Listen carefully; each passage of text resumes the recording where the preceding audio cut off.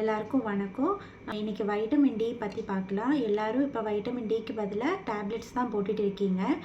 So எந்த ஃபுட்டில் vitamin D content ஜாஸ்தி இருக்குது அப்படின்னா, ஒரு டைப் ஆஃப் மீன் சால்மன் ஃபிஷ்ஷு சொல்லுவாங்க. பட் இங்கே அவைலபிலிட்டி என்னென்னா, அந்த மீனை நம்ம ஈஸியாக ஐடென்டிஃபை பண்ண முடியும். அந்த மீனோட மேலே எல்லாமே பிளாக் கலர் லைன்ஸ் இருக்கும்.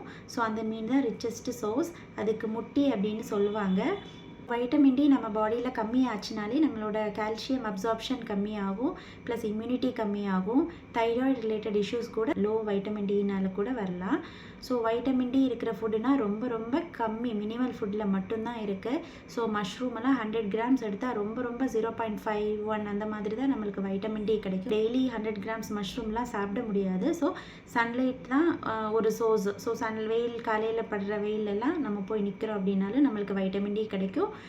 அது வந்து நேச்சுரலாகவே இருக்கிறது. ஃபுட் சோர்ஸ் அப்படின்னா அந்த ஃபிஷ்ஷை நீங்கள் கொஞ்சம் ட்ரை பண்ணி பாருங்கள்.